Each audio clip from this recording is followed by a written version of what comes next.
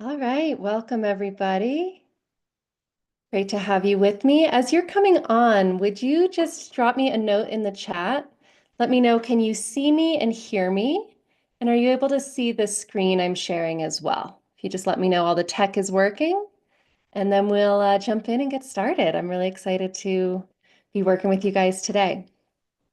Okay, I'm gonna close this down. You can see and hear. Looks good. Okay, amazing. All righty, guys. So welcome to this training. I am so excited to share this with you today. We're here on Zoom, and we are also live streaming onto our YouTube community. And I want to let anyone who's joining us on YouTube know that I'm not going to be able to see any of your comments or questions. This is going to be a really interactive call. So if you're with me on Zoom, I'm going to be able to chat with you in the chat. You're going to be able to participate, ask questions, give me feedback. So if you're in the YouTube live, I'd like you to join us in the Zoom community to get the most out of this call. All right, guys, and I'll put that link in the YouTube chat here in just a moment. Guys, as you're joining, what brought you to the call today? You're here, it's a Monday afternoon, you have a lot going on in your life. I know all of you have a lot of stressors in your life right now, in addition to all of the normal day-to-day stuff. So what made you take the time out of your day to be here with me? I want to make sure I understand why you're here and what you need to get out of this call so that we can use this time and really make sure that we give you what you need. So drop that in the chat for me. What brought you to the call today? What do you want to take out of today's session? And as you guys are doing that, I'm just going to share the link here with our YouTube audience so that they can join in with us on Zoom as well. All right, so Mark Robbins is here to be part of Better Beyond Divorce. It's good to have you on, Mark. I know you and I have been chatting a lot about my coaching program, BBD, so I'm really excited to see you on the call today.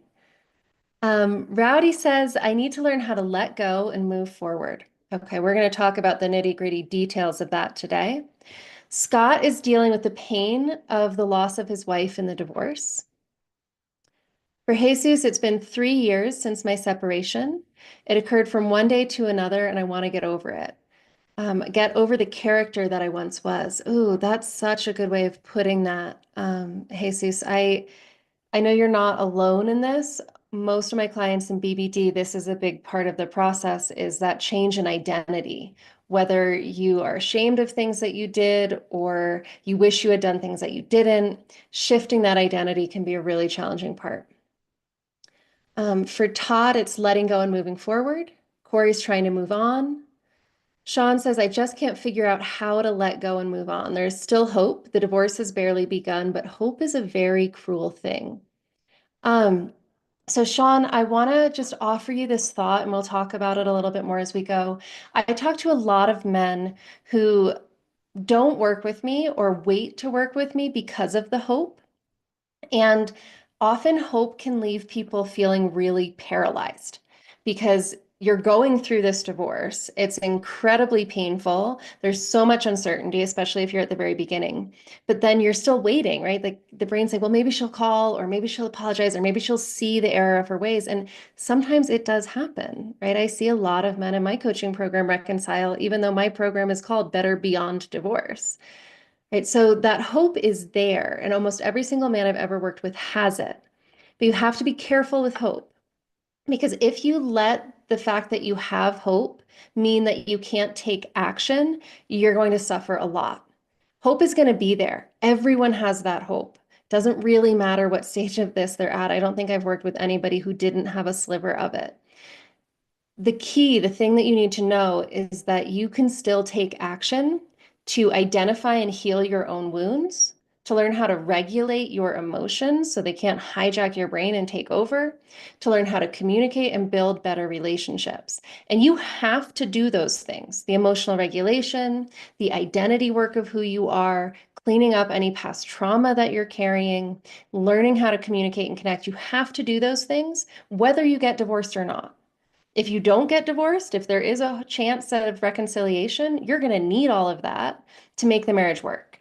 If you do get divorced, You're going to need all of that to let go, move on, and eventually build healthy relationships with somebody else, whether that's a romantic partner or with your kids, coworkers, other people who matter to you in your life. So everyone's got hope. I would imagine everybody on this call has at least some degree of hope. Don't let hope paralyze you. Warren says, just one thing, one takeaway to help me out of this heartbreak would be awesome. All right, Warren, that's one of my goals for this call. I'm going to check with you at the end, and we're going to see if we've been able to give you one takeaway, one thing that's going to. Jason is still hurting and really would like to move on somehow, need to learn to let go. Okay, guys, I'm hearing the same words from you again and again here. I need to let go. I need to move on. I don't know how to do it. Todd is also 3 years out from his separation and just can't let the pain go and move on. For Juan, I've emotionally abused my wife in trying to heal. It's a letting go of that past character that I was, maybe becoming somebody new in the process. Thank you for being here, Juan, and for being open and vulnerable with us right here in the start of this call. Jesus said he did give up on hope when she got pregnant and the baby daddy isn't even around for her. Yeah, oh, that's a hard one. Jesus, I had a client who she cheated on him with one of his close friends, and then within like 4 months was pregnant, and they had two little kids during the divorce. That it's such the level of betrayal goes, it's just even another huge layer of betrayal when that happens. I'm so sorry that's part of your experience as well. Ryan says it's been 6 years, I'm still stuck. I'm a shell of my former self in every aspect of my life, self-esteem, identity, etc. Ryan, thank you for being here on this call today. When you've been stuck for a long time, I see some of you on the call have been stuck for 3 years. For Ryan, it's been 6. I've seen and worked with men at 10 and 12 years stuck. It's really hard to take a step and ask for help because your brain gets used to things being this way and it starts to believe maybe they can't get better or change. So the fact that you guys are here on this call is a big deal. So welcome and thank you for being here. Thank you for taking this step. Do not underestimate what you have already done by showing up on this call. Scott is dealing with the loss of identity as husband and father and has older children. Okay.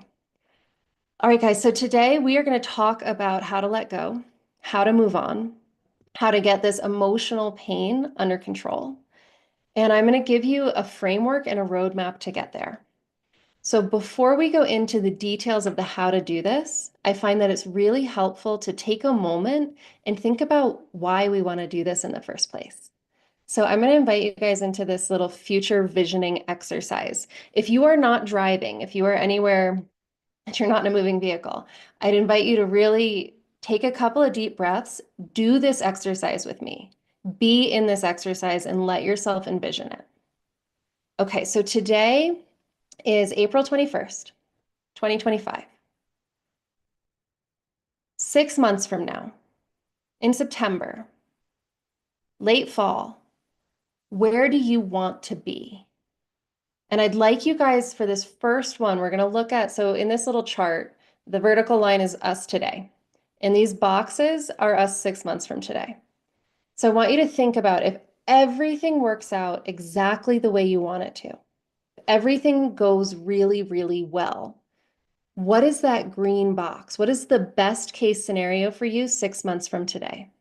Jesus says peace. Yes, I love it. Jesus, what does peace look like? What would change in your life if you had peace? And guys, if you're with me here on Zoom, go ahead and drop it in the chat. What does the green box look like? And I'm going to ask you, like I just asked Jesus, to be specific. What does it look like? What does it feel like? What is different? September 21st. School year's started, going into fall weather. If it's the best possible outcome 6 months from now, where do you see yourself? Okay, so Annie says, I'm okay with myself. An abundant mindset, not acting out of scarcity. Awesome. I'm going to challenge you, take that even further. If you were really okay with yourself, if you had that abundant mindset, if the scarcity was gone, what would you be doing? What would be happening in your life that's not happening today because you don't have that mindset? For Jesus, it would be not wake up to screaming her name and dropping F-bombs. Focus only on me. Okay, I love the specificity here, Jesus, right? So right now, she has so much power over you. And that's what we're wanting to break. That is a big part of letting go and moving on, is breaking that power she has over you. And for anybody on the call who does have that hope of reconciliation or even a very real chance of it, you need to do this too. Because if she has this kind of power over you that Jesus is describing here, that's codependency. That's not love. And if you do have a chance to reconcile with her, if there is any hope, you need to build a healthier relationship that is not codependent. And codependency, if that's present for you, and guys, I'll tell you, it probably is for everybody on this call, it's not your fault. We live in a culture that is obsessed with codependency and thinks that codependency is love. And that's what all of our romantic comedies and stories, and it's all over the television and the news. So it's not your fault if you have codependent patterns in your relationship, but they will break down your relationship. So regardless of where you're going, if you're trying to reconcile or if you know you need to let go and move on, we have to break that control she has over you. For Warren, it's being happy with my own company, no longer living in the past. For Jesus, it's continue to focus on salsa and bachata and studying for my PE. For Sean, it looks like reconciliation, forgiveness, reunited with my children, healthy and whole regardless of what happens. Beautiful, Sean. For Jason, it's not to dwell on what I had, but what I have created on my own in my new business. Congratulations, Jason. It is hard, though, to get the brain to shift away from those ruminating thoughts. For Todd, it's to focus on new relationships and feel whole again. Todd, what kind of new relationships? Are we looking at romantic relationships, friendships, relationships with kids? What feels important to you right now? For Rowdy, I'll still be cohabitating with a wife that has moved on and is dating, while still trying to sell our house and dismantle the last 20 years of our life together. Okay, Rowdy, I'm going to challenge you. Right now, you are in one of the hardest situations that I see men in.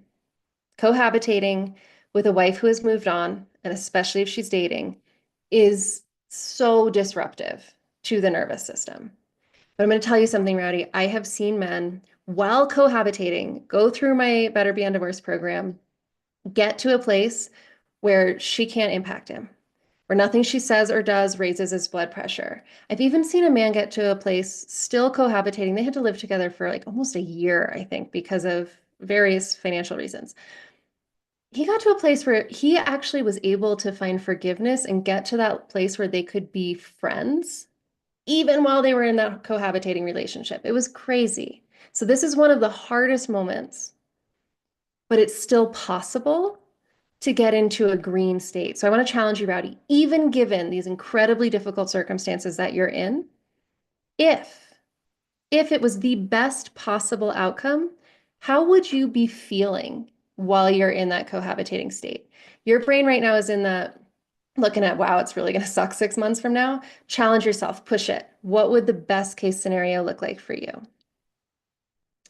And Ryan's speaking to the same thing, right? I'm feeling so broken. I don't even know what's ideal anymore. So Ryan, I'm going to invite you to take a big, deep breath, sigh it all out,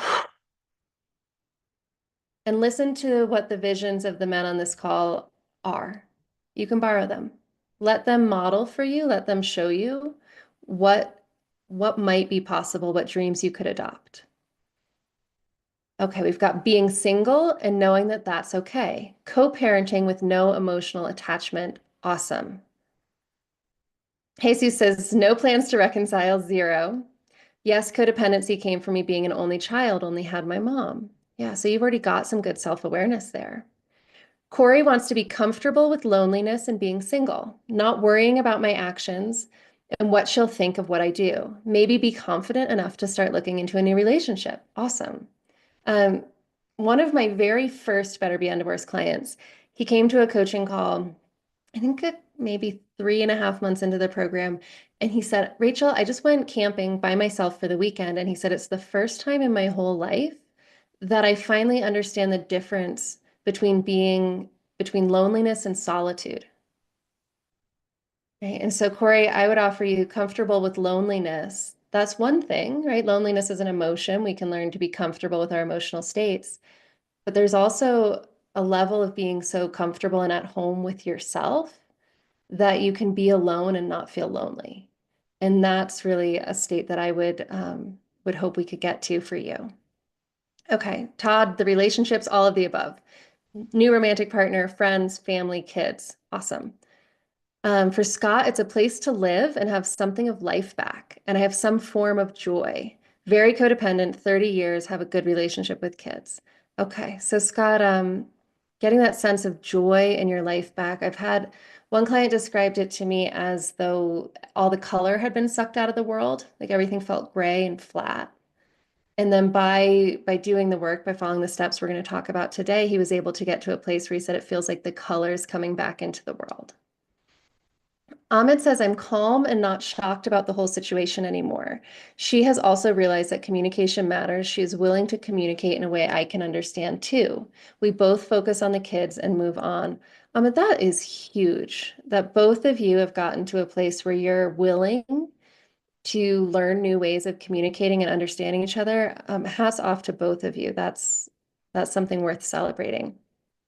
Sorry, I'm realizing as you said that, just the way you wrote it, I was like, oh my gosh, Ahmed's already there. But I think the way you wrote it, you meant that that's the green zone for you. Is that right? I'm sorry if I misunderstood that. I was getting so caught up in the vision of it. I was there now. But I love that vision. I will say, Ahmed, if this is not how it is today, but this is where we want to go, um, we can't, we can and we can't. We can't control whether or not she's willing to communicate in a way you can understand too. But there are a lot of things that we can do to invite her to do that. And the key here is safety. Creating safety in your relationship with your ex-wife, even if she is your ex-wife. Creating safety with her is not for her benefit, it's for yours. When somebody's in fight or flight, whether it's you or her, they cannot listen. They cannot understand or communicate effectively. There are so many changes that happen in our brains in fight or flight. So if she's activated, she's going to communicate in ways that don't work for you. She's going to be aggressive, or she's going to shut down, or she's going to lash out. Right? And so if we want her to communicate in a way that you can understand too, if she's willing to focus on the kids and move forward and let some of the nastiness go, the best thing that we can do is show up in our communication in ways that invite her nervous system into safety.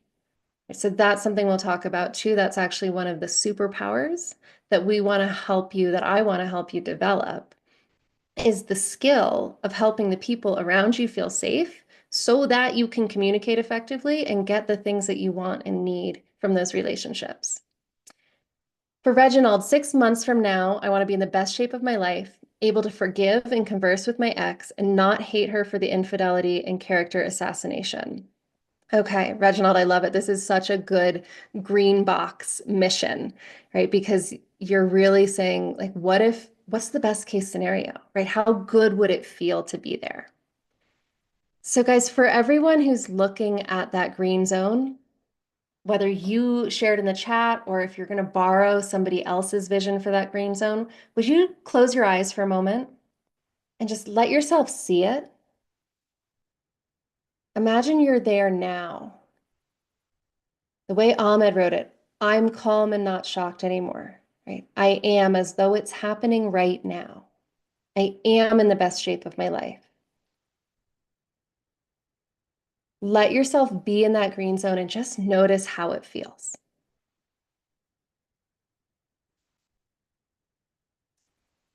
Okay, guys, and now I'd like you to think about the next step down. What if it's not the green box, but things go okay?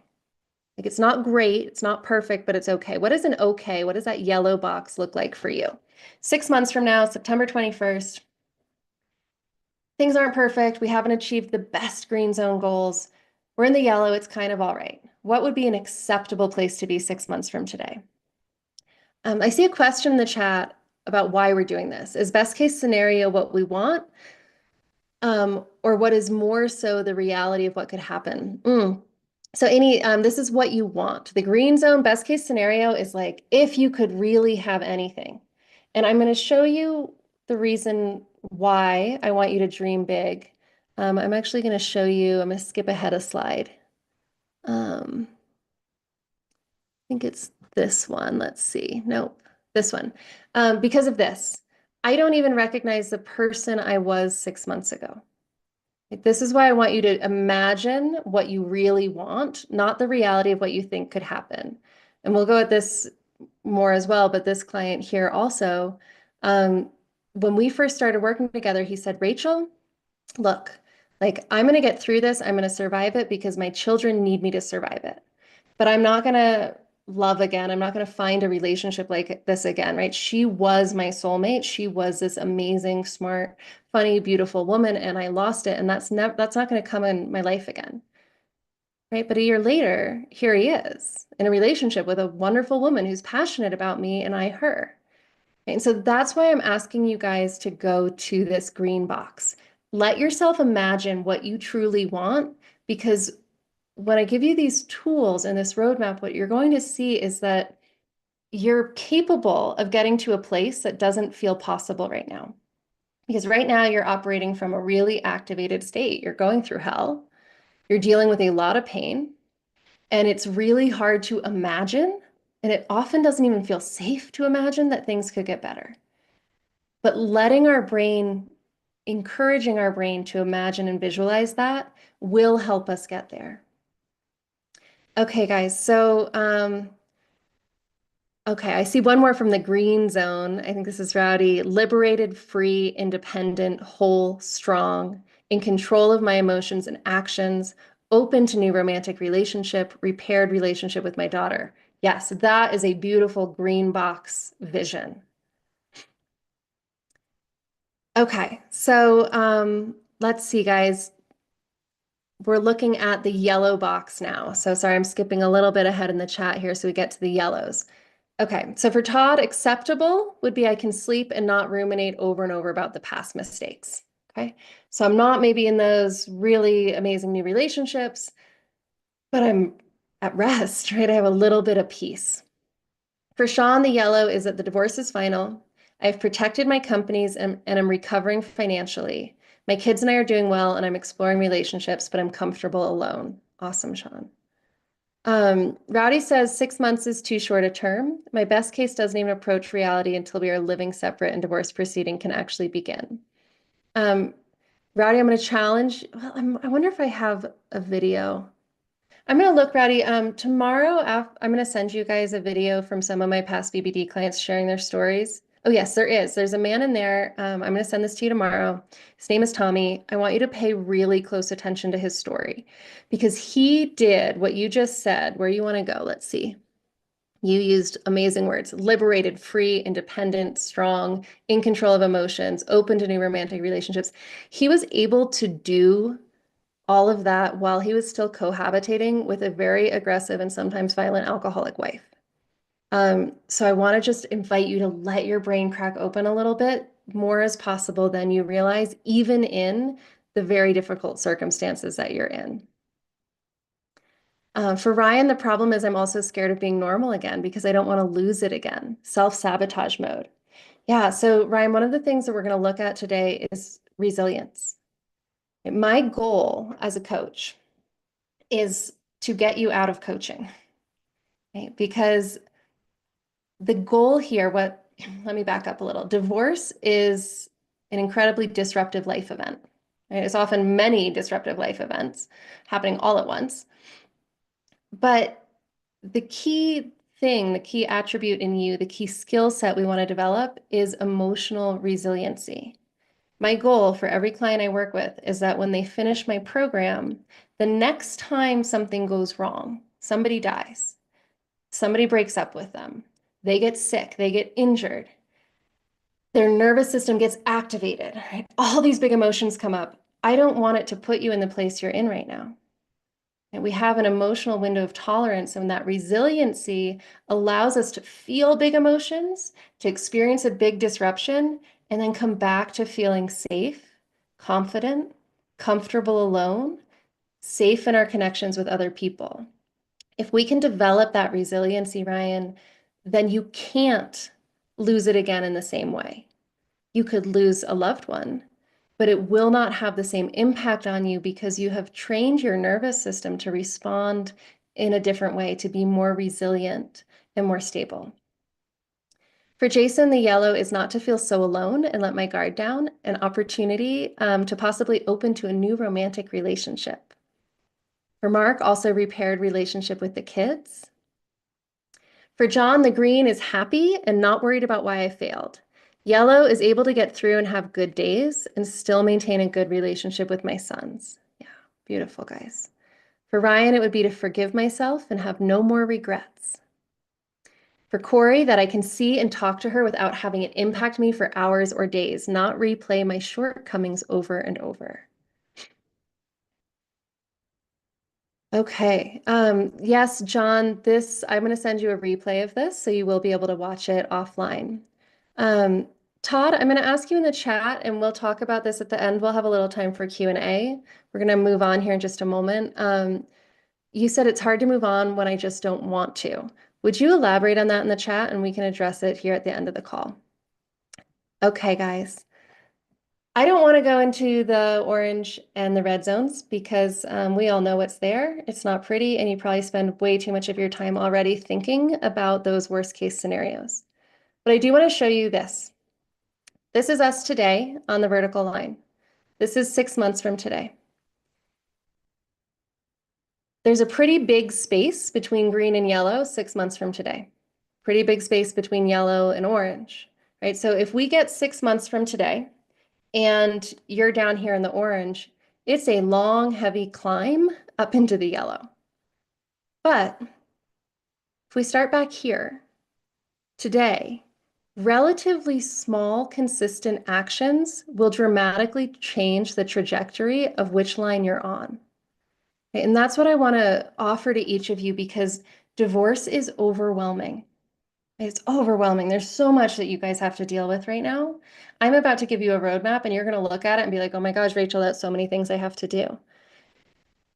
But you have more time than you realize. The human brain tends to greatly overestimate what we can accomplish in a day and greatly underestimate what we can accomplish in a month.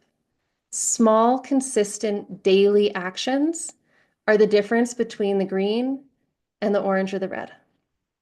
And I see in BBD now, I've had several hundred men go through this program. It is not the men who sit down once a week and do like 3 hours of intense work on themselves who get good results. It's the men who spend 20 minutes a day. And they do it every single day consistently for several months. And if you take small actions, you can go a lot further, a lot faster than you think. Okay, guys, so let's look at how we get to the green zone. What I'm hearing from you is that you'd like to get your ex-wife out of your head. There's other things that you want too, right? You want healthy relationships. You want better relationships with your kids. You want to stop blaming yourself. But tell me in the chat, guys. And Todd, thank you so much for sharing. I'm gonna come back to this at the Q&A at the end. So I appreciate that. Drop it for me in the chat, you guys. If 30 days from now you could stop thinking about your ex-wife, all these ruminating thoughts could stop, would that put you on the path to the green zone? Give me a yes or a no. Would that be a meaningful change? Okay, I see a lot of yeses. Now let me ask you this. Does the idea that you could get your ex-wife out of your head in 30 days seem crazy to anybody? Does that seem unrealistic? Very crazy. Also, yes. Yeah. Okay, so guys, this is good. I want it to feel a little crazy. I'm going to tell you, this is what I do see happening. And I'm going to show you how. With this triangle, I'm going to map out a roadmap for you of how men do this. I have seen men do this even in 2 weeks. Okay? 30 days is more common. And I'm going to show you more about the timeline for this as we go. Okay, so in order to get your ex-wife out of your head, there's some things that we need to do, right? And we need to shift some of the outcomes because when your brain is just ruminating on her, and maybe it's ruminating on her, or maybe it's thinking about you and all of your shortcomings or the things that you did wrong, it's really hard to get work done. right? It's hard to focus. And so one of the shifts that we need to help you make, and that we can make by getting your ex out of your head, is to get fully present and engaged. So, guys, I want to ask each of you, give me a red, a yellow, or a green. Where are you in terms of being able to focus and be present at work right now? Are you a green, like, yes, I'm fully present and engaged? Are you a red, like, I really can't focus and get things done? Okay, I see all of the colors coming right up. Red, yellow, green, red to yellow, red, orange, orange to red. Okay, red. Some of you on this call might notice that you can't get other things done, like you can't be present with your kids, or you are really struggling in your personal life or with the divorce, but that you actually are super focused at work. Right? Because for some of you, work is going to be how you cope, right? But for others, you're going to find that that nervous system activation follows you to work and you cannot focus, you cannot get things done. And I do see men losing businesses, losing a lot of money. You know, we talk a lot about the legal system and the finances that can be lost in the legal process. But I hear so many stories. Yes, Rowdy says, I had to take a sabbatical. Rowdy, you are not alone. So many men I know who have taken time off of work, taken a sabbatical, taken a month, lost their business. Ryan says this ruined my career. And so let's not underestimate the power of this piece.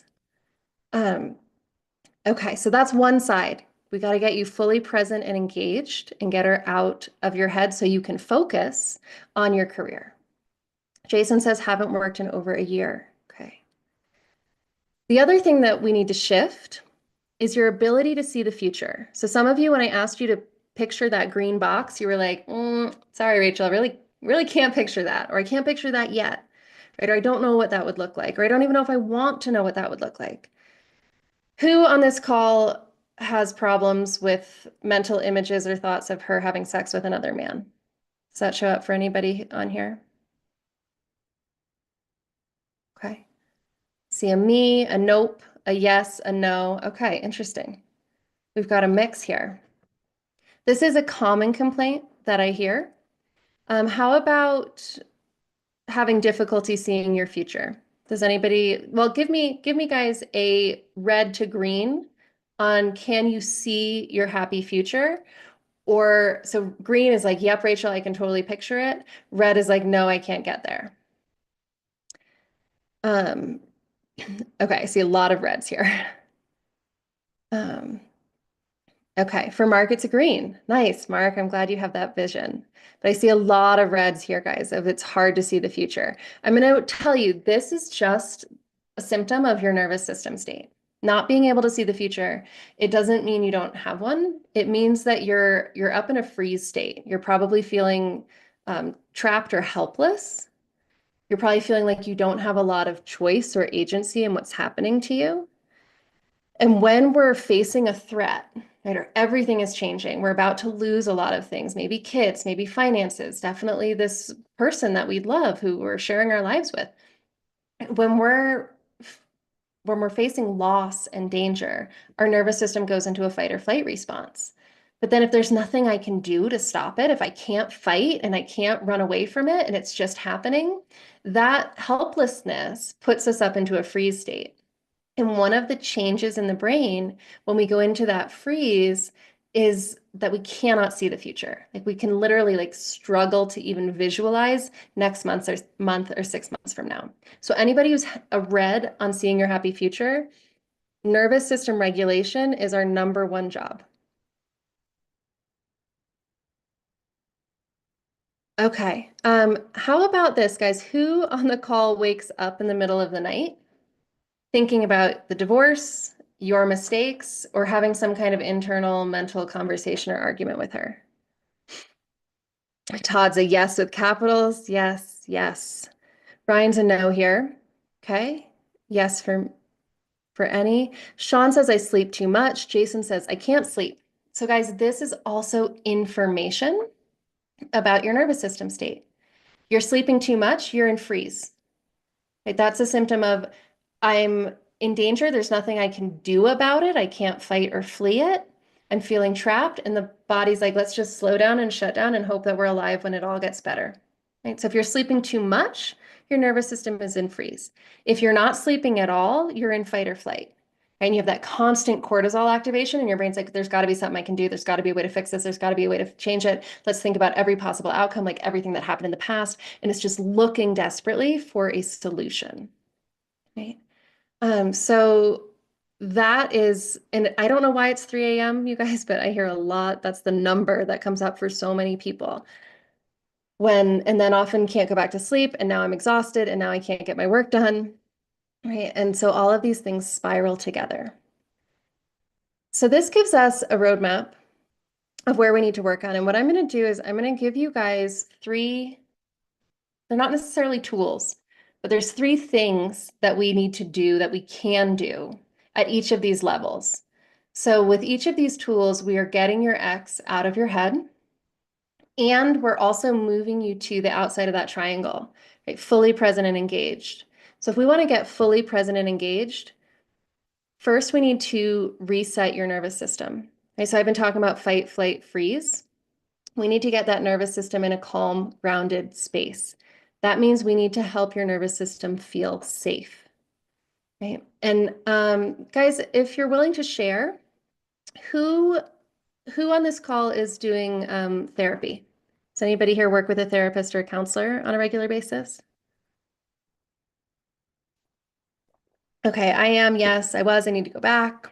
Weekly appointments. I'm not, but I really need to. Yeah, guys, that weekly therapy, just being able to talk it out, there's a lot of healing that happens there. I strongly recommend it. Um, but how many of you are doing CBT or talk therapy? CBT is cognitive behavioral therapy. Anybody doing that? Okay. Rowdy is. Um, CBT is powerful. However, it often doesn't work very well when your nervous system is activated, because it's like we have two different brains. We have our logical, rational, intelligent brain that thinks thoughts and makes sense of things, right? And CBT works on that. It helps us identify the thoughts that we're believing, notice if those stories are true, if they're helpful, change those stories. That's great. But it's all working on this logical brain. And I'm pointing to here because this is where it is. It's the dorsolateral prefrontal cortex. It's on this part of your brain. But that's not communicating to your nervous system. And it can, but it takes a really roundabout long time. Like Rowdy says, it takes too damn long. It takes too damn long because there are no direct neural pathways between that part of the brain and the limbic system, which is the really primal brainstem part of the brain that's putting you into fight or flight, that's releasing the cortisol and the adrenaline. Right? So the amygdala is not getting the benefits of CBT for a long time. It's like quite this long process. So with a nervous system reset, what we do is we use mindfulness practices to activate a part of the conscious mind that does communicate with the limbic system. There's a lot of different ways to do this. I teach a specific set of mindfulness-based exercises. And you can also do somatic tools. There's a lot of good videos on YouTube that you guys can get for free that have good somatic exercises that can help with the nervous system reset. And there's a lot of different levels of this work. So depending on what state you're in, we might need some different tools. Ryan's talking about RAIN. That's a good tool, Ryan, but you do have to do it right. If you'd like, at the end of the call, we can take a few minutes and I can do the RAIN exercise with you, and I'll show you a way to integrate that. Another piece of getting the nervous system regulated is healing attachment wounds. Does anybody know what attachment style you are?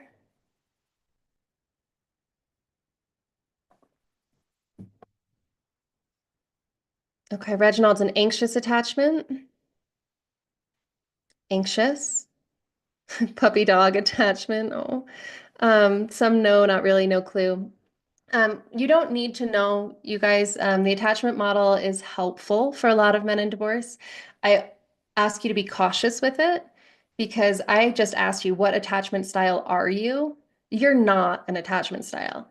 You have been behaving according to a specific attachment style because that's what you learned in childhood.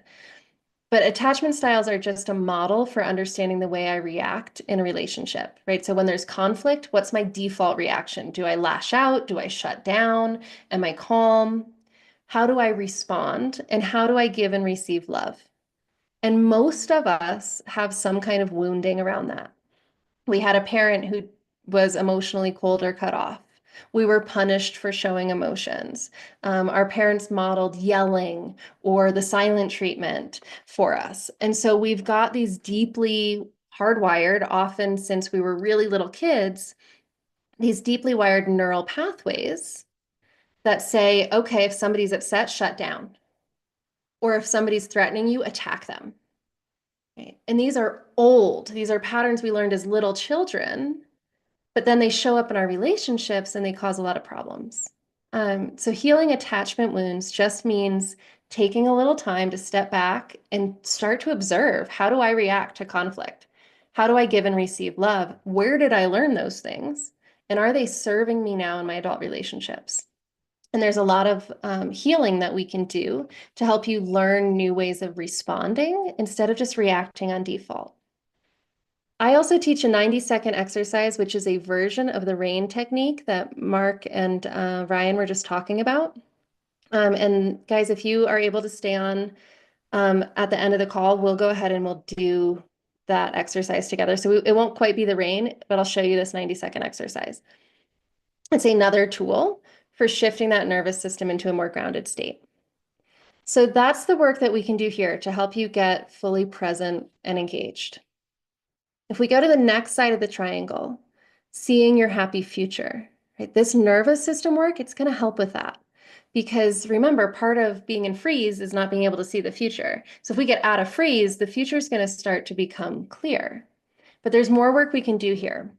We need to really reckon with the fact that codependency and love are different things. Codependency is so normalized by our society. Yes, Mark, I can share this graphic with you guys. You're also welcome to take a screenshot of it if you're here with me on Zoom. So codependency and love, we tend to get them really confused. We think other people are supposed to make us happy, that we're supposed to make them happy. Who on this call has ever heard the phrase happy wife, happy life? Okay. That's codependency. Right? That's normalizing and popularizing codependency, right? Because it is not, her emotional state is not your responsibility. You cannot make her happy. If you could make her happy, you wouldn't be getting divorced, right? Because God knows that you have tried. And so most of us have codependent patterns, and I say us because I have them too, right? And that's something I have to work on and keep processing. Codependency is sneaky, you guys. It hangs out in us and it comes up because it's so deeply conditioned from our childhood, and it's around us all the time, and people are calling it love. So we need to really take some time and reckon with this, that there's a difference. We need to break her control over you. This is a huge part of getting her out of your head. The nervous system regulation that we did over on the left upper hand corner here, that's going to help, because when you're activated, when you're in fight or flight or freeze, you get hyper focused on the threat. She's the threat. So all you can think about is her. We get the nervous system drop down. Whew, we're well on our way now to, we don't have to think about her so much because we're feeling safe. But we also need to break her control over you. And for a lot of, I think it was Jesus earlier saying like that waking up in the night, kind of cussing her out, right? That's because your brain is believing that she determines how you feel, and also maybe that she determines what's possible for you in the future. This is identity work, you guys. This is figuring out who you are outside of the marriage as a husband, as a man, because most of you have probably defined yourself for a long time in terms of how you show up in this relationship. And then when she ends the relationship, your brain makes it mean all kinds of horrible things about you. Some of you have talked about your regrets, your shortcomings, your self-judgments. Breaking her control is, we do that by figuring out who you really are at your core, connecting you to that sense of identity. Then the relationship man work, it's one of my favorite trainings in Better Beyond Divorce. We talk about the relationship man. This is the opposite of codependency. If I'm not codependent in a relationship, what am I? What does it look like to be self-regulated, to take full responsibility for my happiness, but also to be a leader of my own emotions so that I'm leading anger, my fear, my grief, instead of being hijacked or overwhelmed by it? If I am doing that within myself, what does it then look like to show up in my relationships? And how do I model that for the people I care about? How do I support them in self-regulation and finding safety? All right, guys, we're going to come down to the bottom and let's talk about what it takes to sleep peacefully through the night. Um, so guys, we talked about those obsessive thoughts, right? The ruminating, the waking up, the seeing her with somebody else. We can rewire those thoughts. This is what CBT does. There's other tools that we can use. There's a lot of them. Mindfulness is a key part. We have to become aware of our current belief systems, especially the ones that we don't think are beliefs. So all of us, myself included, we have thoughts that we have thought so many times that we no longer see them as optional thoughts. We think that's just how the world is. We think that's just how people are. And then when the reality doesn't agree with our belief system, we run into a lot of suffering. Right? So we want to look at those thoughts and find the ones that aren't serving us and rewire them. In order to do this, we have to process what I call your OSS, old suppressed shit. Guys, who here knows that they tend to suppress emotions or that that's been one of your go-to coping mechanisms throughout your life? If anybody here who knows that they have done some emotional suppression? Okay, I see lots of yeses, yup, always suppressed. Yeah. This is normal, you guys. And again, just like the codependency, it's not your fault. Right? Rowdy says, just swallow it and keep going. Sean, totally the culture I grew up in. Yeah, guys, when you were kids, what were you told? Do you have any memories of being told to just like suck it up and get on with it when you were hurt or scared or crying? On one of these calls, a man shared a story about he broke his finger at 8 years old, I think, during a soccer game. And his dad was like, what are you doing? Get back out there and finish the game. Right? Sean says, cowboys don't cry. Rowdy, don't be a pussy. Yeah, don't be a pussy. Don't be a wimp. Don't be a little girl. Right? So if you suppress your emotions, that was your survival mechanism. Right? Because you're taught, little boys are taught that if they show grief, if they show fear, that they're going to be rejected. Right? But then all that grief and fear that you've had in your life, it doesn't go away. You're a human being. You get afraid. You feel sad. You experience loss, but you get so good at shoving it down that it's just buried really deep. One of the things that divorce does is it blows up all that suppression. And all of a sudden, everything you have ever suppressed in your life comes blasting out to the surface, and it's often feels really uncontrollable. Has anybody had that experience that since you're divorced, the emotions are just like unsuppressible? They come out in ways that you can't control and you feel hijacked by them. Okay, yes, yes, yes, out of control, 10,000%, yes. Yeah, so guys, that's the old suppressed shit, right? And a lot of men think that it's the divorce. But the divorce is just the catalyst. It's like the straw that broke the camel's back. It was too much. And now, as Rowdy describes it, the overwhelming floodgate of emotion. Everything that hasn't been processed that you've been pushing down into the bottom, like it's like the bottle just blew up, right? You put a little too much in there, it just popped, and now it's all everywhere. So we have to process that old shit, right? Jason said, I've cried over a damn commercial. Yeah, some of that's the divorce. It's also your childhood.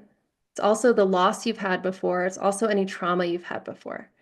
Okay? And so the beautiful thing here, guys, is this might look complicated, but it's not. How do we process your OSS?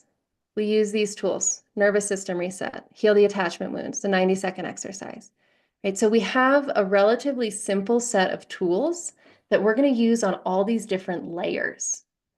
Right? And that's the beauty of this, where it gets overwhelming. It's like, oh my gosh, Rachel, there's all these 9 things I have to do. Yeah, there's 9 things you have to do, but you're going to use like 2 tools to do all 9 of them. We're just going to keep applying them to all the different layers as they come up, meeting yourself where you are until all of that OSS gets processed. And then we want to update your limbic system, because if you have a bunch of old suppressed shit, if you have some attachment wounds, if you have past trauma, if you've had multiple losses, if you've had health issues, all of these things, your limbic system is like hypersensitive, right? It's like as soon as something happens, any sign of danger or disruption, your limbic system is like, uh-oh, not safe. And it's going to shove you into your survival strategies, right? You're going to go into fight or flight, and now you're lashing out or you're shutting down, whatever that is for you. And your limbic system gets like hyperactive, hyper reactive. It'll go there really quickly. So we have to update the limbic system to increase your tolerance for disruption, for dysregulation, for strong emotions. And that's something, this is a skill set, you guys. The limbic system can learn to feel a big emotion and not go into fight or flight. Like you can feel really intense grief. You can even feel fear and be okay with the fear. But what most of us do is we layer panic on top of any emotion. So I feel sad or I feel afraid of the future. And then I start to panic because I'm like, I can't feel this anxiety. This anxiety is not good. This grief isn't good. It's not okay to feel grief. I won't be loved if I feel grief. I can't show this. And we have this whole panic response on top of the emotion. And that panic response is actually what fucks us up. It's what causes so much of our pain and suffering. So we need to update the limbic system to learn. We have to teach your brain that you can feel a big emotion and still be safe in that moment, that your emotions are not a reason to panic. So that's going to be a really important piece. When we do that, that's when you can start to sleep through the night. Okay, so Ryan says, I feel like I'm aware of all this, but that's where my growth stops. And I do, Reginald, I see your question. How long does it take to heal attachment wounds? I want to answer that one quickly. So it depends. It depends on what the wound is and what the trauma is and how many layers there are. For most of us, how do I want to say this? You can get a lot of relief and initial awareness in this first 30 days, like to where those wounds don't have the power to just hijack you and take over anymore. The problem with attachment wounds is that usually they were formed when we were so little that those neural pathways are like deep trenches in the brain. They're really established. Often they're even pre-verbal. Like those, the feeling and the trigger might not even have like words or a thought with it. Right. So because they're old, as we're healing, a big part of our healing is helping the brain to like grow up and update those systems. And so there's a lot of different stages of this. But one of the things that I often see, Reginald, is that we get to a point where we really understand and know the internal part of ourself that has that wound. And it doesn't mean that we never feel that trigger, right? Like for me, my conflict response is to shut down. I've done a lot of work on that wound. I know where it comes from. I've done a lot of reprocessing. It doesn't mean that when somebody gets up in my face or is really mad at me, it doesn't mean I don't feel that desire to pull back or to shut down. I feel it, but I know what it is. And I know that it belongs to my 5-year-old neural pathways that have been with me my whole life.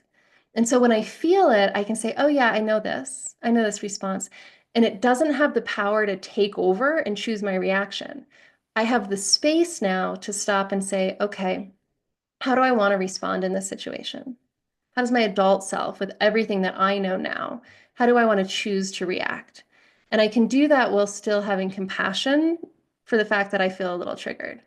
So attachment wounds are a little bit complex because they're very, very old. I do think it's possible to fully heal to the point where we don't get triggered. And I've actually seen some men, that one client who was living with the codependent alcoholic wife, he was amazing. He got to the point where she could yell at him and he was like, he's like, I'm totally calm. I don't feel anything. So we can heal those. And he did that in, I think, like 4 or 5 months, Reginald. But for most people, the pattern I see is that we get to a place where we just aren't controlled by them and they don't cause as much suffering. And most of us kind of stop working on them there because we're like, yeah, okay, it's fine. If you keep working on it, you can heal it. Okay, so Ryan says, I feel like I'm aware of all of this, but that's where my growth stops. So this is a good transition point, Ryan, because I want to show you how to take this awareness and actually apply it to your life. Yes, Jason, in case you have to go, there will be a link to today so you can go back over it. This presentation will be available for the next 72 hours. So I'm going to tell you guys about how I can help you apply this. And then we're going to open it up for a few minutes of Q&A. And I've got a couple. We're going to come back to the rain exercise and something that Todd had shared earlier. I've got some notes here. All right, so Ryan's right. It's one thing to understand all of this, right, up in that dorsolateral prefrontal cortex and the logical brain. It's another thing to do it and feel it. So there's limits to what I can do in these presentations and on YouTube because I'm with you guys once for an hour and we're talking about these things. The changes don't happen on these calls. They don't even happen on the coaching calls in my community. The changes happen inside of you in the 20 minutes a day that you're working on these things. Right? So these are all skill sets. Nervous system regulation is a skill set. Rewiring your thought patterns is a skill set. Updating your limbic system is a skill set. Right? It's like doing physical therapy, right? It's helpful to go see the physical therapist once a week, but that's not enough. You can't just go to physical therapy once a week and expect good results. You have to do the exercises the therapist gives you every single day. That's true of all of this too. So we have to take action. And this is where a lot of men get stuck because you're in so much pain and you're overwhelmed and it's hard to take action. So I'm going to take a minute and talk to you guys about my Better Beyond Divorce program because it's the container that I have built that helps men take consistent daily action to apply all of these things that we're talking about that you've learned in a step-by-step fashion. Because the other piece, you guys, is this is a lot and it is overwhelming and you have so much going on already. So you're going to go back, some of you will go back and rewatch this and you'll take more notes, but it's going to be a heck of a lot easier to get there if you can just log on to the program and say, what's the next step? Or if you can email me and say, Rachel, what's the thing I need to do today? That's what BBD is. It's the container where we've had about 400 men go through it. My team and I have broken it down and say, what do they need to do in the first 3 days, the first 30 days? What do our most successful clients do in those time periods? And we have the concrete actions we can give you. And so I wanted to show you, this is from a client who joined BBD this year on the 26th of February, and he sent me this email on the 20th of March. So that's less than a month into the program. I had reached out to do like a 25-day check-in, make sure he was receiving our correspondence. He said, I'm experiencing unbelievable relief in my emotions, my thinking, and the manifestation of those changes in my everyday life. Your program is working miracles for me, and I'm very confident in being happy and whole as I'm already feeling that way some of the time, which is fantastic. Right, so this is why I asked you guys to dream big in the green box, because some of your brains right now just don't think that you can get there in 30 days. But when we do the 20 minutes a day following the steps, this is what I see, right? Men saying, oh, it's unbelievable relief. I didn't realize that I could experience changes this quickly. We're not done. This is a danger point, actually, guys, in my coaching program. I kind of wish it took longer because one of the problems I see is people feel better and then they tend to stop. So part of my job and part of my team's job is to help you take the next step. Because if you just stop there, you haven't healed those attachment wounds. You haven't rewired the obsessive thinking. You haven't updated your limbic system, right? You've just calmed your nervous system down. You feel way better. You're not thinking about her all the time, but you're still susceptible to any triggers. So at that 30-day point, when you feel better, that's when we need to double down and do the work that makes you truly resilient. And when I see men doing that, this is the one I shared earlier, the man who thought, and Todd, this one I wanted to share with you because you were saying you're not sure you want to move on. So I'm going to go back up to your comment if I can find it here. I think you were saying that she was your soulmate, right? And she was your person. That was this man's experience too. He was like, I'm never going to have a relationship like that again. She's one in a billion. Not going to find a woman like that. But he did the work anyway. He showed up, he followed the steps. And now he has found an amazing new relationship, and it was shocking to him as well. So if you take nothing else away from this call, just please consider that it might be possible for you to have more happiness and joy and connection than you think right now.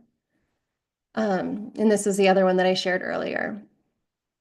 I want to share Bob's story. Bob was one of my very first clients who went through this program, like before I knew what you needed to do in the first 30 days to be successful, and I was still trying to figure it out. He was one of the clients who helped me figure that out. And he is the one that I shared earlier. Jesus, I think it was you who said your wife is pregnant. He's the one who she was cheating with his friend They had two little kids, and then she got pregnant. And as you can imagine, like it was just a total mind fuck is the only word I can think of. Like it was a horrible situation. But he also did the work, did the steps, even though I didn't have them as clearly then. And he got to this place where he says, I never would have thought I would be where I am today from a year ago. My life is now great. I spend quality time with my children, doing things with them I've always wanted to do. I have the perfect size, cozy house. I have the Harley and a new Wrangler I've always wanted. I have an awesome relationship with an amazing new woman. And he says, sad to say this, but in the past months, I think I've been closer with her than ever with my ex-wife. And that is a pattern that I see again and again too. Because when you do these things, the way you show up in relationships changes dramatically. When you heal your attachment wounds, when you're no longer operating from codependency, when you're in that relationship man mindset, when your limbic system is updated and not so reactive, when all of that old suppressed stuff has been processed, right? You're the way, and it's not so much what you say or what you do, it's how it feels to be around you. One of the things a lot of the men I work with say is that my wife always accused me of being angry when I didn't think I was angry, right? The tone of my voice upset her. My body language upset her. Humans are so sensitive, men and women both, to the unspoken, the nonverbal communication, to the body language, to the tone of voice. And so when you do these things, all of that nonverbal communication changes. People feel good being around you and they want to be around you. And this is across the board. Your relationships get more intimate and more connected. So relationships with children, relationships with women, relationships with friends and family. So I want to invite you guys into the Better Beyond Divorce program. I can teach you all of the outlines of this, the nitty-gritty of it, but it's in the day-to-day taking action. What step do I take today to heal the attachment wound? That's where I can help you actually feel this growth instead of just understanding it intellectually. So Better Beyond Divorce is a comprehensive 4-month program. This is what the course piece of it looks like. You'll go through these steps where I give you specific exercises and tools. But then we have a lot of other elements to support you. So Better Beyond Divorce, I described it before as a container. It's a container to support and encourage you in doing this work and successfully achieving these steps. Because it's the action taking that is the hard part, you guys. That's where I see men getting stuck. They can have all of the tools, but if you're not doing them every day, then you don't get the results. So this container is designed to support you in doing them, to make it simple and easy. Follow step 1, follow step 2. There's a discussion group. It's incredibly active. I've got some past members in there as ambassadors. I'm in there. So anything that you're working on, you can share it in there. If you're getting stuck, if you're having a hard time re-engaging, share it in there. There's an amazing community of guys who will support you in coming back to doing this work so that you can get where you want to be. In those 4 months, you're also invited to our coaching calls. I do 2 coaching calls every month. And you have a huge library of, I think, over 2 years now of past coaching call recordings. And we're actually starting now, my team and I are pulling out sections of those calls to answer specific questions so that it's getting even easier to search through and find what you need. We also have additional tools like NLP visualizations, other resources that can help you through specific obstacles. And my team and I are there checking in and saying, what do you need? Right? Because we know this system works, but we also know that each of you has a unique situation. And sometimes you might need to pull a tool in from some other part of the program to get the results you need. So these are a few men talking about the program. One of the things that I hear the most, I won't read all of these out loud, you guys can read them, but the one in the bottom right corner, he says, this should be a required course in school right along with math and science. This is one of the most common things I hear from my clients. Why didn't I learn this in school? And one of my favorite things that I see in this program is my clients teaching it to their kids because they didn't learn it. And that's a big part of the reason why they're here now. but they pass it on. I see clients teaching it to their 10-year-old daughters. I saw a client do this with his 36-year-old daughter. He helped her process the trauma that he had inflicted on her during the first divorce. She felt abandoned by him, and she was afraid. Her boyfriend wanted to marry her, and she was afraid to commit to that relationship because of the way her dad had left. He was able to sit down, teach her these tools, work with her and communicate with her in a way where she was able to process that. And she not only got married, but invited him to her wedding. Right? So these are things that we should all know. You didn't learn them, I didn't learn them, but we know them now. So now you can pass them on. So Juan says, would this course help me to heal from being an emotional abuser in the past? Absolutely, Juan. And that client I was just telling you about, that's exactly what he had to do. Right? It was not just with his daughter. It was really hard. He had some really difficult situations going on in his marriage too. His wife was a lot younger. He'd had an undue influence on her in different ways.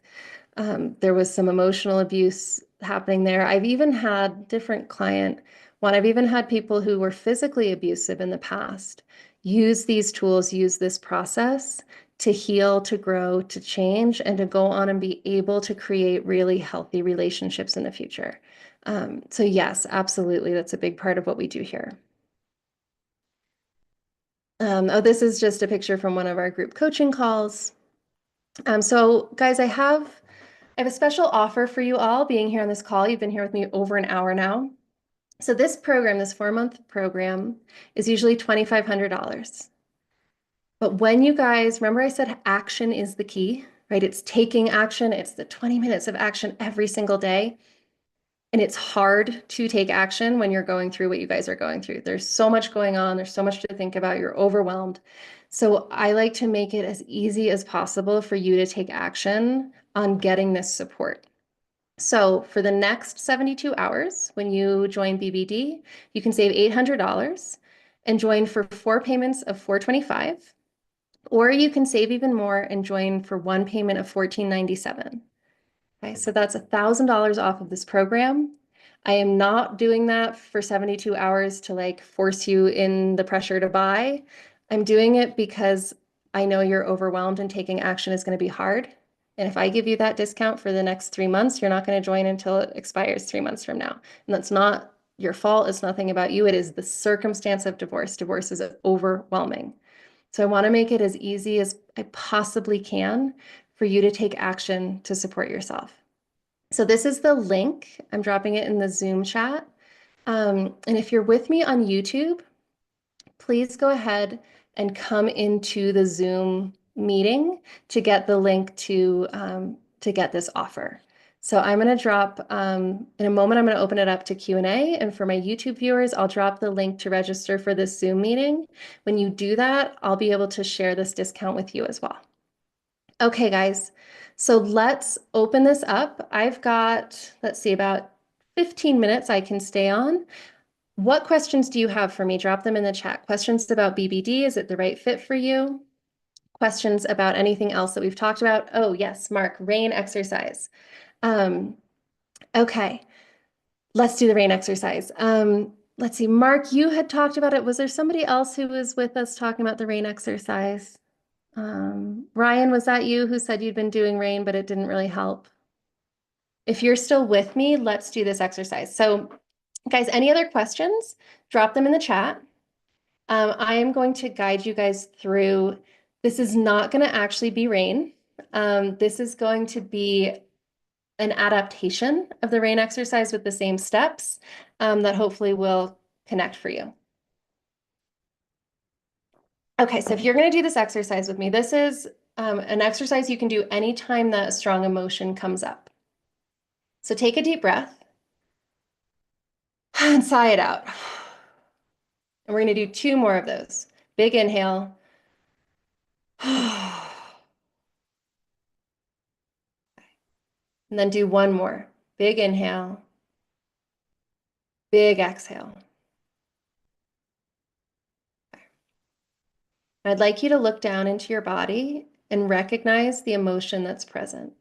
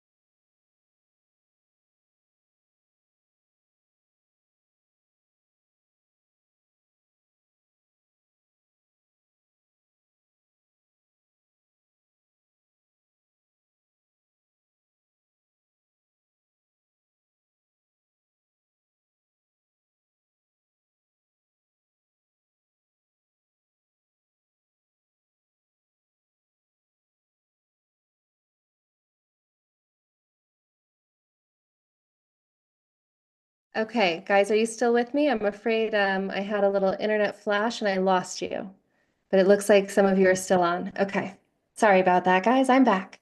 Um, okay, so let's do the rain exercise.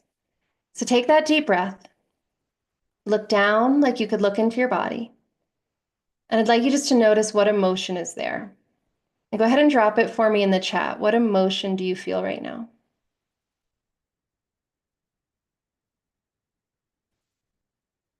Okay, fear, guilt, empty, sad, empty, fear, hurt, anxiety, but peace. Okay. Yeah. So whatever emotion you're feeling right now, I'd like you just to take a moment and look down into your body and notice that it's present. And you're going to say to yourself, either out loud or in your imagination, I feel fear or I feel guilt.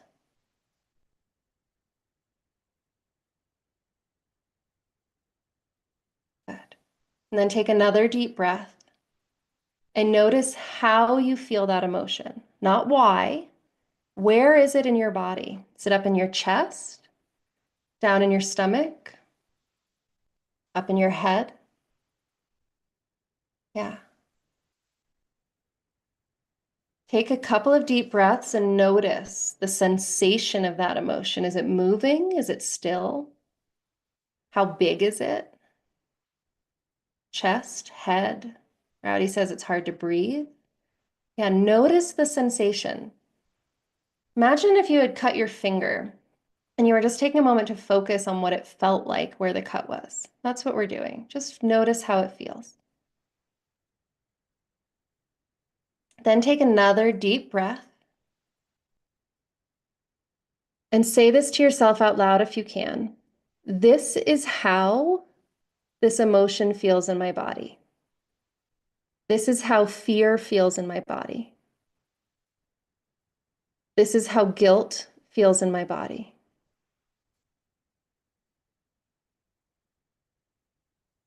This is how anxiety feels in my body.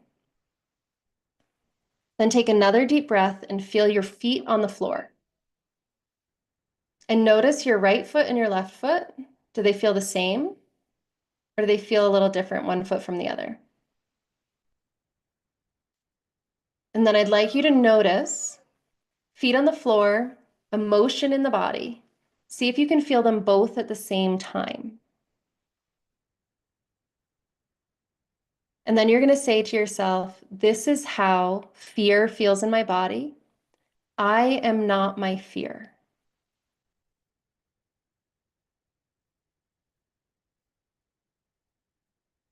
And that is it, you guys. So this exercise, it does a lot of things. Some of you are not going to feel any better right now than you did when we started. Does anybody have that experience that you don't feel any different? And let me know in the chat, guys, if you do feel different or you don't. Yeah, so Ryan says, I don't feel any different. Yeah, so Ryan, that's normal. For Sean, I felt myself relax, also normal. The goal of this exercise is not to stop feeling. It's not to end the emotion. A lot of people do the rain technique or that version that I just showed you, and they get really frustrated with it because they're like, it's not working. Usually, that is when you're so panicked by your emotions that you need them to stop now. That's not the goal of this exercise. The emotions are not going to stop you guys. You're human. You're going to feel emotion. Our goal is to feel emotion and feel safe. So most of the men that I talk to, I am amazed, you guys, about the physical pain that some of you have been through and handled. Right? Broken bones. I talked to one guy who was like this crazy stunt guy. He'd broken like 120 bones in his life. He was only like 35. But he was so overwhelmed by the pain of the emotions. Emotional pain is no different than the pain of a broken bone. It sucks. It hurts. It's uncomfortable. Nobody likes it. For me, I use nausea. Like I hate being nauseous. It's awful. But you know what? If I have food poisoning and I'm nauseous, like I deal with it. It's going to pass. I don't panic. I don't go into fight or flight because I'm nauseous. But what most of us do is when we feel anxious or guilty, we go into fight or flight. We're like, I can't feel this. I can't take this. I can't tolerate it. And then we use the tools to try to stop it and control it and make sure that we never have to feel guilt again. We never have to feel fear again. But that's not realistic because our emotions are messengers. We have them for a reason. They're important. We're going to have them. So what this tool is meant to do and what the rain is meant to do is expand your tolerance for the emotion. It's meant to help you recognize that you feel a big emotion and you're safe right now. There's no lion about to eat you. You have food in the fridge, right? You're somewhere warm and dry. You're on this call. So if that's what you, this is one exercise you can start to use. I would highly recommend Googling the rain technique for anybody who wants to understand more about this.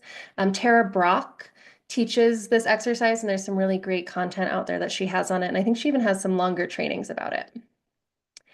Okay. So Amit, if you love this meditation type of exercise, you will love BBD because we do a lot of tools like this and a lot of NLP-based visualization exercises.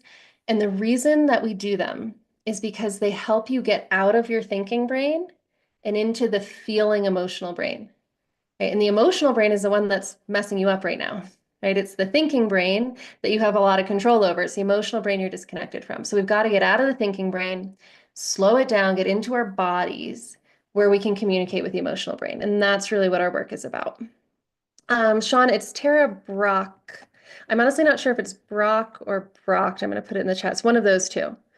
But if you Google Tara Brach Rain, you will find her. And I think she's got some videos on YouTube also. Um, Mark, what is the feather looking thing behind you in each session? It might be the flowers. I have some flowers there, but they're kind of dying right now. I need to replace them. I live in Oaxaca in Mexico, you guys, and I grew up in Wyoming where it's winter for like 8 months of the year and it's freezing cold. And so one of the things I love about living here is I have beautiful flowers. And so we've got calla lilies that grow in the um, oh, I think that's a mask that my husband brought back from Indonesia like 40 years ago, 30 years ago. So it's not a feather, it's a mask. Okay, guys, other questions from today? And I see we have some up here in the chat. I'm going to scroll through. Mark said, does the location of the emotion have a meaning? Yes and no, Mark. In this exercise, focusing on the location is a way to get out of the thinking brain and into the emotional brain. There are patterns. Most people tend to feel, for instance, grief tends to start in the chest, come up the throat, and push out our eyes. Right? There's certain patterns of where we feel anger or shame, and we can recognize these, right? Like shame is like flushing and red in your face and the desire to pull back and hide. And there's actually some really interesting charts that we look at in BBD. People have actually mapped like where do most people feel sensation when they're angry or ashamed or guilty. And so that can be helpful information if you're having a hard time identifying what emotion you're feeling. It's like if you've been suppressing emotions so well that you just know you feel bad, but you're not quite sure, is it guilt or shame or grief or anger? Like they all kind of feel the same, anxiety. We can use those charts then to help you start to tease apart the subtle differences between those different emotions. Reginald says, for individuals who are truly in poverty, what advice would you give them on their healing journey? So, Reginald, I don't know anything about your situation. I'm going to just share my experience. And I'm going to just warn you, this answer is probably not the one you want. I will give you some suggestions. I have over the years talked to a lot of men, and finances are usually the biggest reason that they don't get help. I used to try to fix that by doing scholarships or I had a donation fund, but I'll tell you what I saw. When somebody who said, no, really, truly, Rachel, like it is a financial issue. If it wasn't for finances, I would absolutely do this program. I have never had anyone join my program on a scholarship or at a special discount who did the work. And for, I think, 2.5 years, when I first started BBD, I had a scholarship option where you could come in for, it was like $100, and all you had to do was read a book and write me an email about it. There was like no other requirement. I offered that to like 20 different people who said what you just said, right? I truly, it truly is a financial obstacle. Not one of them did it. And what that's taught me is that when the brain says I can't afford it, even if you believe that's true, that's usually not the real problem. The brain doesn't like to change. We've got some men on the call who've been stuck for a couple of years, right? And that's change is really hard for the brain. And especially if you've been suppressing your whole life. I'm here and I'm like, hey, we're going to do something really different. We're going to go meet your emotions, sit with them and be with them. The brain's like, no, we're alive. I made it this long. I'm not going to make that change. And it will throw all kinds of reasons for you to say no to doing this work. And that's one of the things that you're going to have to overcome. Um, Money is fascinating. I've learned so much about money beliefs through doing this work. I can't tell you how many men I've had say, I can't afford BBD, but they're spending tens of thousands of dollars on attorney fees, right? And that's just a disconnect in what I value, right? The attorney fees seem unavoidable. I have to do that, or I might lose my finances, I might lose my kids. I've had men tell me that they're suicidal and yet they won't invest in therapy because they don't think they can afford it, or they won't do BBD. But they will find the money to take their kids to Disneyland. The dog has to have a $2,500 surgery. The car breaks down, I have to go to work. Because in the mind, and this isn't a judgment, this is just how is your brain working? We need to look at it. The brain says that those things are not negotiable. I have to have my vehicle. I have to take care of the dog. I have to provide a really great Christmas for the kids. Right? These things I have to do. I have to pay the lawyer the $350 an hour. What we don't value is that our mental and emotional health is affecting all of that. Like so many men. I had a guy just a few months ago, he spent over $1,000 in lawyer fees and legal hours talking about family photos in the divorce, right? Because he and his wife couldn't sit down and have a conversation over who was going to make copies of those photos and how they would distribute them. That emotional dysregulation, we've had several men on this call talk about how they haven't worked in a year, had to take a sabbatical, it's ruined my career. All of that can happen, and the brain still will say, I can't afford help for my emotional regulation, because it's such a deeply ingrained belief that that isn't a priority to invest in myself and my mental health, even though it's affecting all of these other things that you are investing in. So I know that's kind of a difficult answer, and money is an incredibly triggering topic, but that is the pattern that I have seen again and again, is that I have yet to see a case where it truly, truly was about money. And like I said, I spent a lot of years trying to help those people because I really thought it was truly about money too.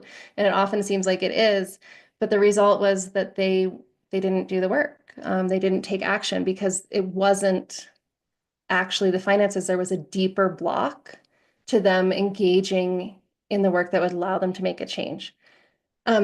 However, if that's where you are right now and you can't say yes to BBD or you can't say yes to therapy, therapy, you guys, there's a great website. I'm going to pull it up and share it with you.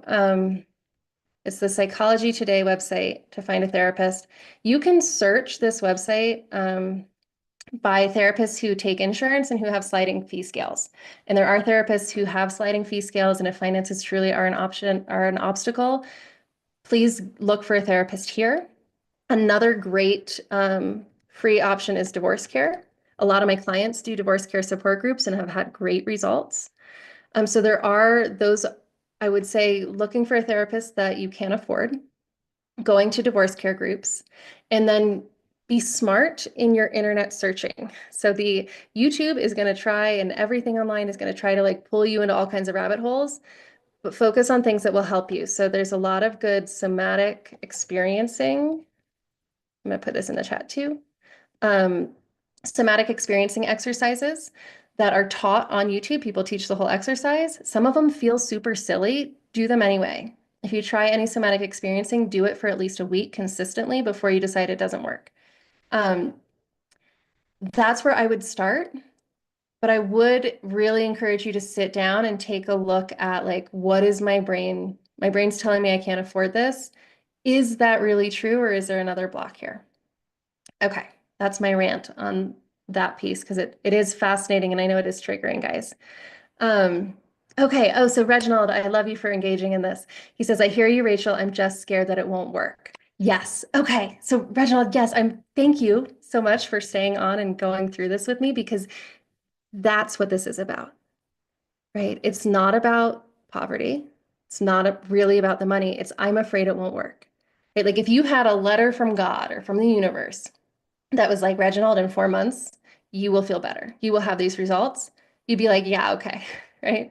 I'll find a way to make it happen, right? I'll borrow it.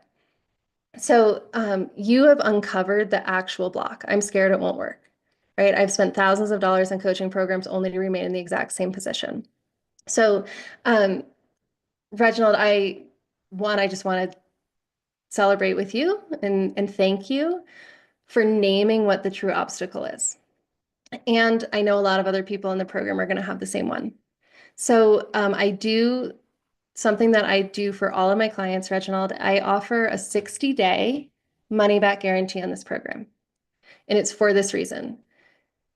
Most of my clients have been through other coaching programs.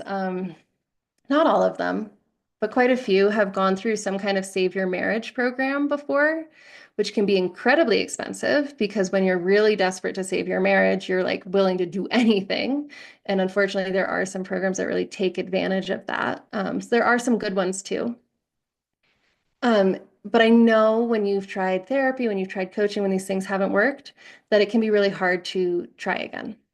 So there's a 60-day money back guarantee on BBD, but I do ask you, Reginald, it's a no questions asked money back guarantee. I will give it to you for any reason, but I'm going to ask you to come into the program and give it the 60 days and do the steps. Really do the work with me, the 20 minutes a day, every single day for the first 60 days. And if on day 59, you're like, nope, not working, I'll give you your money back. And if it's day 2 and you're just like, oh my gosh, I can't do this, I will give you your money back too. I just will really encourage and invite you to give this a chance. So Reginald, thank you for naming the true block because you're here on this call. You've been with me for an hour and a half now, right? So a part of you wants it to work. And what I want to do is let's get you in and get you some wins and let you feel some changes so that that fear goes away. Because it's natural to have it, right? You met me on YouTube. I'm here online. You don't know me. I'm showing you some case studies and things that I've seen. You've tried things before, they haven't worked. It's normal to have that doubt. That's why I do the money back guarantee. I just ask, show up, give it a try. Let's see, Ahmed says, I just wanted to say thanks for the content you shared on YouTube. When I first realized my wife is actually leaving me, I felt so lonely and unlucky. Then watching some of your videos, it felt as if you have recorded them for me. I'm glad that they were helpful, Ahmed. I'm so grateful. I think I've been really lucky in my coaching in that I chose to work with men and men going through divorce because it's not been my story, right? I haven't lived what you all are going through. And most coaches, that's what we're kind of trained to do or encouraged to do is like, oh, well, coach people who have lived through something you've lived through. And I did the opposite, right? I'm coaching divorced men. I'm a married woman, but it's been such a gift to me because it's helped me stay in a real beginner's mind and stay learning and partnering with my clients to try to understand. And so I've not fallen into that trap of assuming that I know what they need. And that's why, Ahmed, I can make videos that feel like they're for you because my clients have allowed me to go with them and helped me understand what it was like for them. So I can speak from their experience instead of my own. And I know that's helped me more than anything as a coach. So I'm grateful to all the men who've allowed me to do this work with them for helping me get that insight. Okay, guys, I see lots of folks have to go. I'm afraid I have to go too. I have a call with BBD here in a few minutes. So thank you guys so much. Oh, Rowdy, thank you. That's so, yeah, I hope to continue to see all of you guys on YouTube. I'm going to be doing more of these trainings. So if you're on my email list, I'll let you know when they are. Thank you guys all so much for being here, for staying on for a long call, and for asking great questions. I'll see you guys either in BBD or on the next training.